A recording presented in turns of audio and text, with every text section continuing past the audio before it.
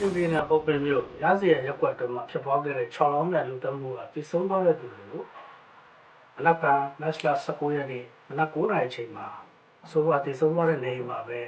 အတုပါရက်လက်လောက်သွားမယ်လို့သိရပါတယ်။ဒီတမှုကတော့အခုလမတ်လ6ရက်နေ့ကဖြစ်ပွားခဲ့တာဖြစ်ပြီးဒီပါရှင်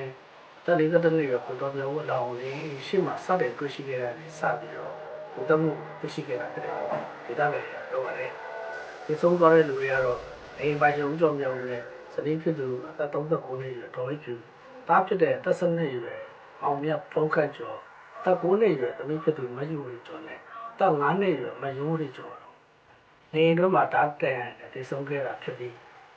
အိမ်ကူဖြစ်တဲ့အသက်42နှစ်အရွယ်တော့ခင်မေခမမီမီရတယ်ဒါတဲ့အနေနဲ့တည်ဆုံးတာကိုတွေ့ရှိနေပါတယ်လက်ရှိချိန်ထိတော့ဒီ6အောင်မဲ့လူသမှုမှာဖြစ်ပွားတဲ့တရားခံတွေကိုမသိဘူးလို့ဒေသခံတွေကပြောပါတယ်ခင်ဗျာ